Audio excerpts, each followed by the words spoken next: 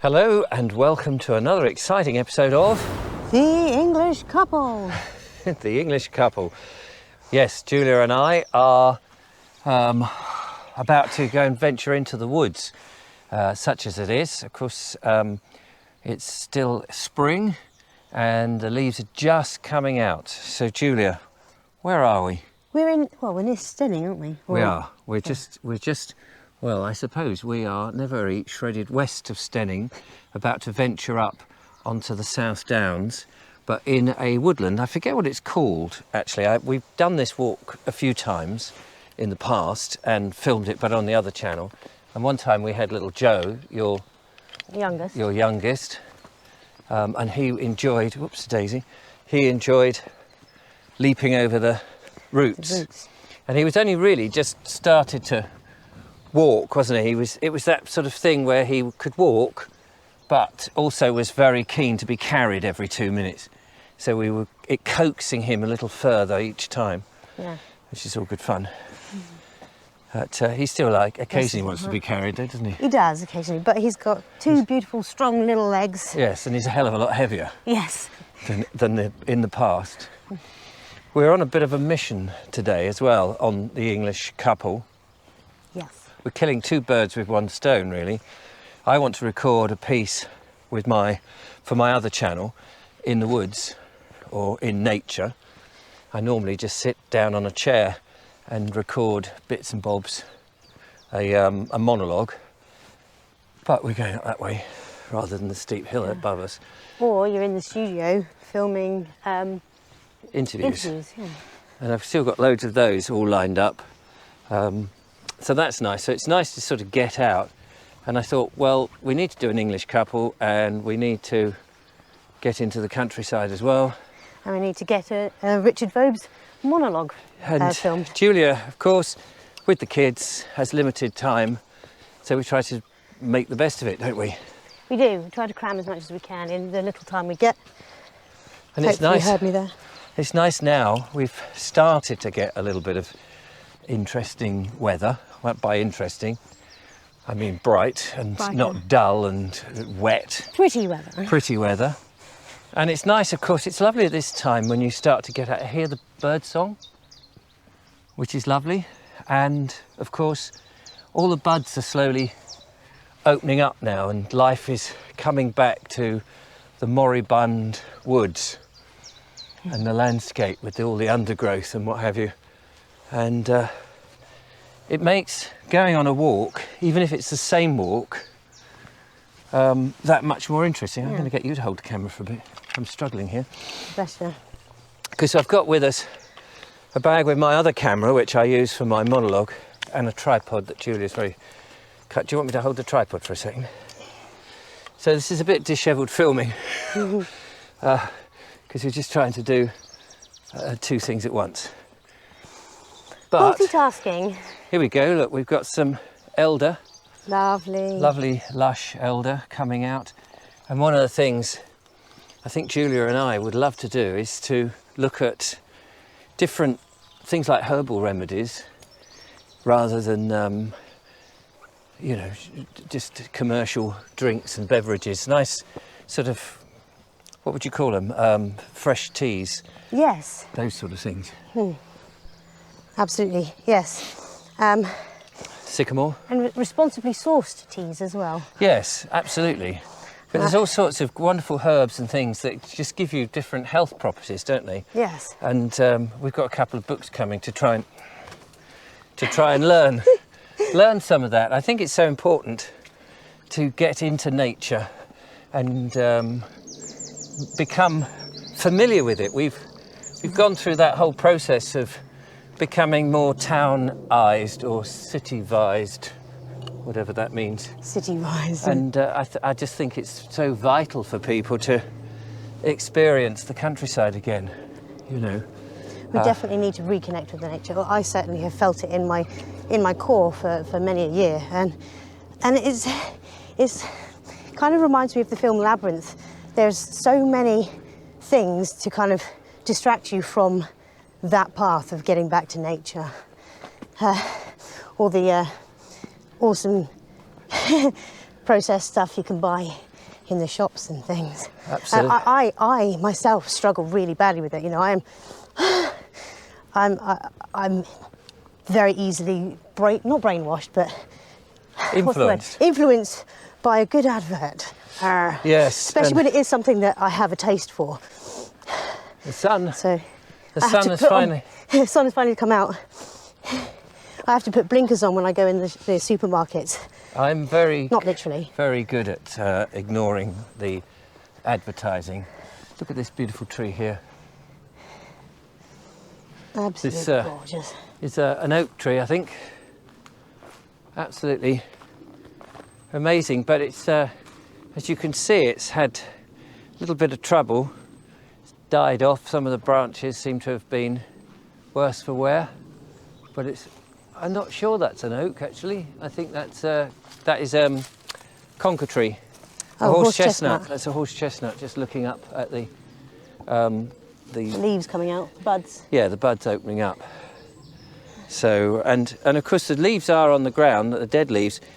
It's funny how some leaves, isn't it? How some leaves will deteriorate a hell of a lot quicker, and yet others, only a year later, they're still relatively hardy and fresh on the ground. Well, not fresh on the ground, but they've not deteriorated so much. Still holding their shape and colour and, well, yeah, the brown colours.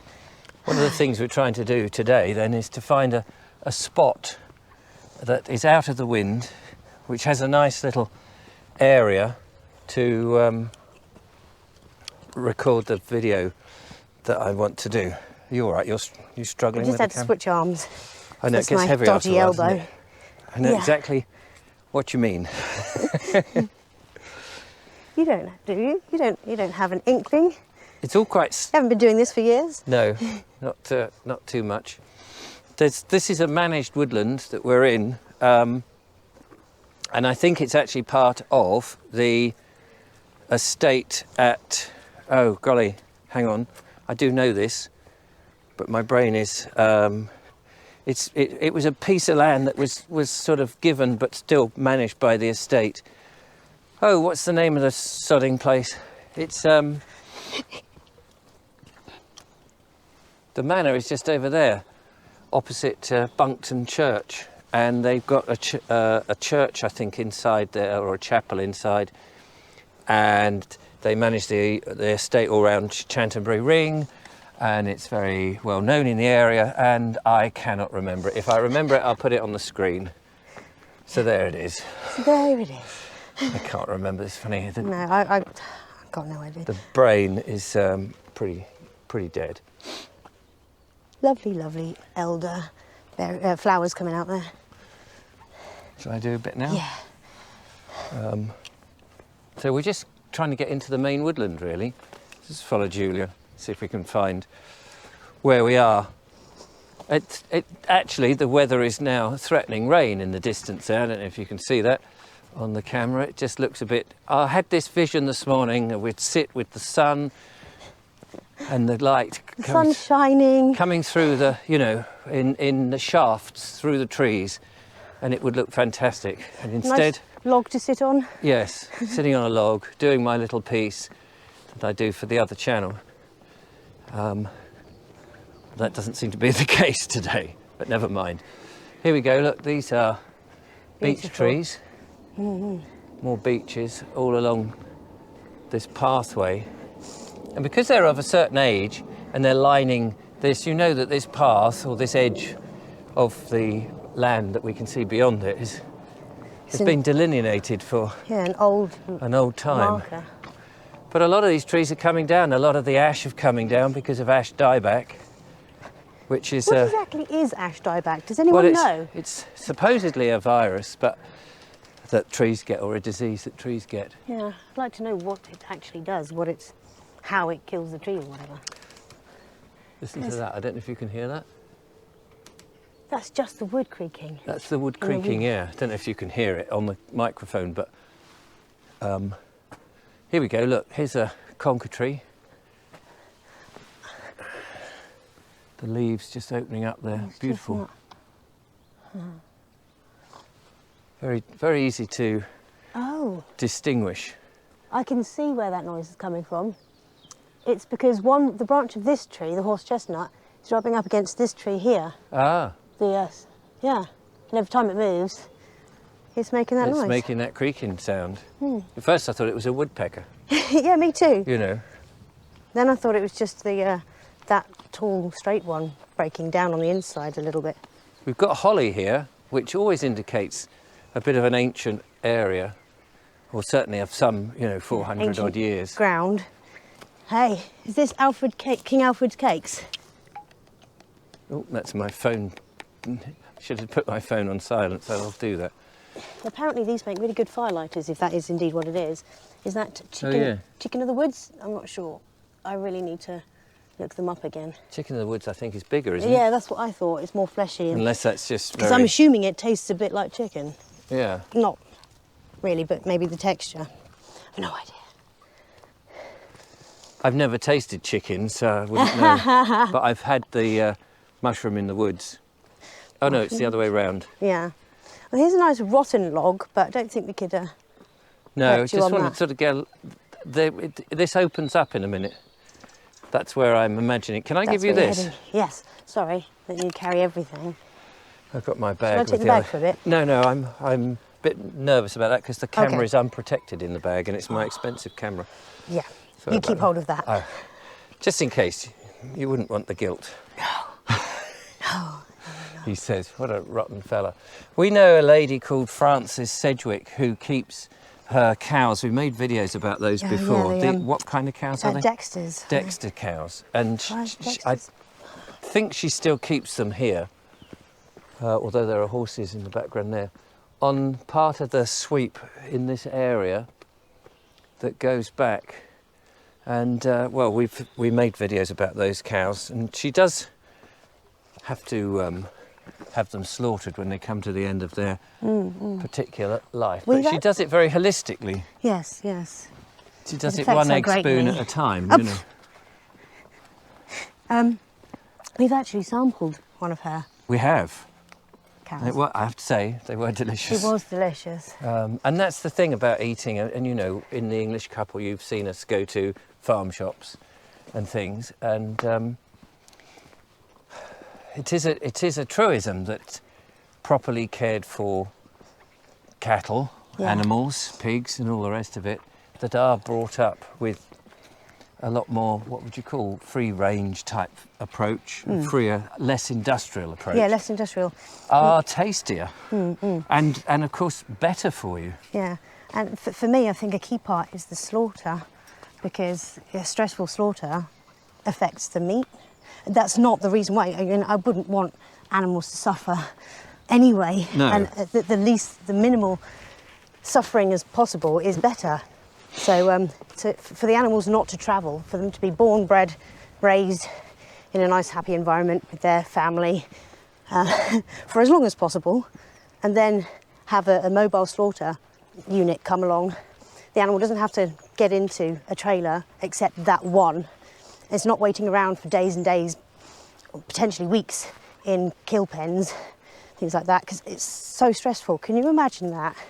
Just sitting around in basically a jail cell for weeks and weeks, not knowing what's going to happen to you. They say they sense, don't they? They do. They're sentient beings, and I believe, in my humble opinion, then, you know, it's just the fact that our brains are capable of language, and that we have these pods on the ends of our arms that are capable of doing a lot of things, that makes us different from most of the animal kingdom. But that's my humble opinion. Well, so it's always worth having an opinion, humble or otherwise. So kindness unto them is kindness unto ourselves. Yes, absolutely. Well, in a selfish, roundabout way. You just don't really want things to suffer, do you? I know there are psychopaths out there that like people to suffer, not people, but animals and things. Yeah. And they kick their cats and they treat their pets. You know, there's genuine mistakes, and then there's genuine people who are just horrible. Yeah. But you know when a lot of that's through lack of education. Yeah. You know when our bodies get stressed, or we get tension in parts of our bodies, you know. Yeah, it doesn't taste nice at all. No, but it doesn't feel nice. It doesn't, you know, and you can imagine that cattle going through that would get all these like toxic knots in their muscles and things like that. You know, Yes. that's what we go for a massage for, to have them massage it out. I'm going to come this side of you because of the sunshine glaring in the lens. But basically, I dream of being able to raise our own meat, much like Francis is, and love them. I know that sounds ridiculous, to love the things you're going to kill and eat, but what other way is there? We don't live in the wild anymore. We can't go and holistically and organically select an animal from the herd. So I'm just changing my bag Change your arms over. from my other shoulder. And you know, and thin the herd in that way. We can't be a part of nature in that way. So yeah, I think we know what I'm trying to say. I'm just getting exhausted now. But have a look at the view here, looking back down. Isn't it beautiful? Absolutely stunning. You know, we forget very easily how wonderful and beautiful and evocative nature can be. And that's not a good thing. Now, I've just spotted a place that we could do the filming that we've come out to do, just up there on that log with all that behind. So we're going to make our way up there. There was something I was about to say, and I can't remember what that was, but when the camera suddenly switched itself off, but never mind. Wild garlic is out. I don't know if we'll see any, apparently, because I've seen it being offered in the veg box that I get. Lovely. But obviously you could go out into the wild where there's abundance of it, I suppose, and pick it yourself. I never quite know what to do with wild garlic. I mean, I know you can put it into food and it flavours the food, I suppose, doesn't it? I'm guessing it has a garlicky flavour. And that's the trouble when you live in a town and you have a supermarket nearby. A lot of these natural things you don't really think about or sense. Julia's going to sit where I'm. No, but look, there's these mushrooms. Oh, look. These mushrooms. It is quite damp because it's mossy. It's absolutely gorgeous. You know, it's this little fairy garden, this whole thing. Amazing. So, yeah, I might just have to kind of perch against that, but it's a beautiful background. It is. Maybe leaning on that, because it's sturdy and dry. It's quite nice, And a then view like that. Like that. Yeah, I'll have the light behind me, unfortunately, so I have the light side on, I think. This way then. Yeah. Talking to you with shafts of light coming through the trees. But the trees are just slowly coming into bud now. Well, not into bud, the leaves are opening from the bud as we're in the spring. I wanted to come into the countryside to do my monologue today because a couple of days ago I was talking about my desire for a piece of land and getting back to the land, farming, growing my own. Back again. So, finished the recording, which I think might have been a bit nostalgic, but I was trying to sort of allude to how my channel, which is diverted into all this, not really political, but where the world is going, and trying to sort of say to the audience that yes, I'm still doing more of that, but I want to get back into getting out into the landscape when it's lovely and sunny and beautiful and like this, you know, coming alive. Yes, So like this. It's gorgeous. Look at that. I was trying to work out whilst you were filming whether that is, this all around us is wild garlic. It looks kind of similar, but I think the leaves of the wild garlic are longer. Let's show the camera. Yeah, I don't know what that is actually. I think the leaves of wild garlic are longer. I don't know. There's another one over here. Not bluebells, is it? No, it's not bluebells for definite. I know that. So, someone will know what that is. I'm just studying it so I can find out later and remember. Yes, that's the hope. Got my phone, got my glasses. Tripod. Tripod. Need a tripod. He's got it. There's a very loud noise, Coming which is, I don't know what it is. It's like something some industrial plane or something that's been hounding us. I don't know if you can hear it in the background. Like over there. Quiet for a second, you might hear it. It's just like a droning sound. I don't know what that is. It's really annoying. Thankfully it wasn't.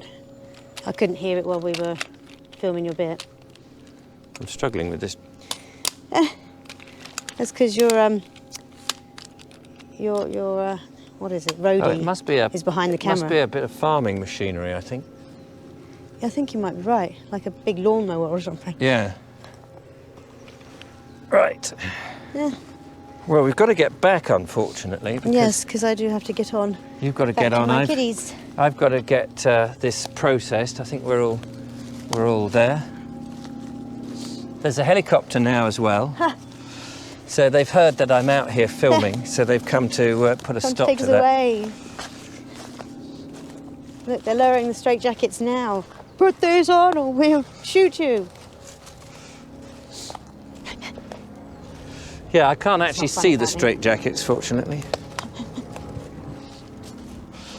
Oh, right. staring Well, at this me. has Sorry been a about very that. strange video. I hope it's been entertaining. Oh, blimey. Is it a Chinook? No, it's not got No, the there's Chinook not the double sound. thump, thump, thump, thump kind of sound. Me and my sound Oh, it's effect. not even a helicopter, it's a biplane up there. You won't be able to No, see you it, won't but be able to see point it up and see. You do it. Up there, coming across, Across the gap. that tiny dot. So that would have come from Shoreham Yes, Airport. yes. Or In is my it house. now Brighton and City Airport or something? Some such rubbish what? like that. I don't even care anymore. Can I give you I that? don't think I ever really did. What, care that what it was called? No. I think it's I a call horrible name. Shoreham is a much nicer name because that's Yeah. where it's come from and it's Yeah. got its history and everything. It really irks me that they try to push these things. Again, it's pushing things into a sort of more... Turning it into a bigger city. Yes, it's like, I don't want to live in a city, thank you. Didn't Brighton already swallow up Hove? Or was it the Yes. other way round? No, yeah, It's Brighton and Hove. Brighton and Hove. So it'd be I Brighton mean, and Hove and Shoreham. exactly. Or will Shoreham just be swallowed up into Hove? No. Well, it's. I mean, at the moment, you go along the seafront from Brighton Yeah. and Port Slade and all of Port that. Slade. I mean, you basically get. There's a tiny sward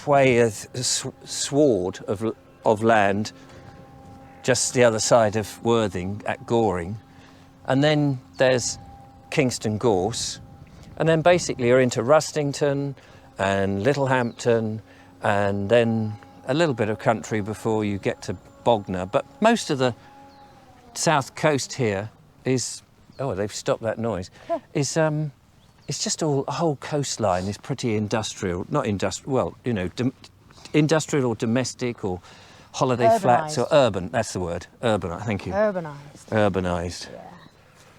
I nearly got really teary then. I actually nearly started crying. The bench up there, Vicky Green, died in 2020. Cute little poem. I say cute. Cute little- Heartrending little poem Oh yeah. in memory of this person. Did it go like this? There No. was an old man from Bombay who slid down the stairs on a tray. He bumped into the Queen and said, "Sorry, old bean, but you should have got out the way." It's a good one, Didn't come out like that. no, it didn't.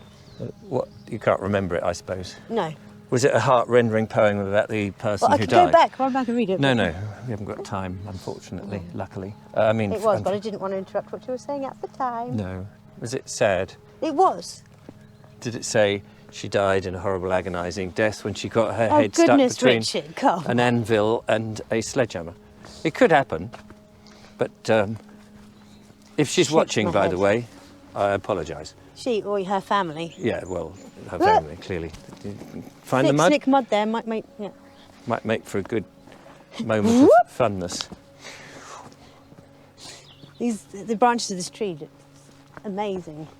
No, Nearly that's fell actually over then. Several different trees. Did you nearly fall over? Yeah, and I've got my expensive camera unprotected in my bag. Anyway, listen, we might as well end this here because we've been going rattling on and it's This is kind of true. a bit self-indulgent, today's video. But Yeah. some days it's just a question of we want to get a video out because people say, oh, looking forward to the next one, looking forward to the next one. Yeah. And we try to kill a bit of two birds with one We stone. did But want to disappoint, didn't we? yeah. But people do say we're quite amusing. I shall think we're funny, but you know, I'm biased. Well, you are funny. Funny in the head. Yeah, the doctors are coming again tonight to give you another. The doctors? Yeah, I don't know which ones they are. There's John Pertwee, Patrick Troughton, and Matt Smith. Matt Smith. I don't know why. I just like them. Anyway, from Julia and I up near Steyning on the woodland walk, thank you for joining us today. It's been another fantastic one, and we'll see you next time. Yes, thanks for coming. Bye-bye. Bye.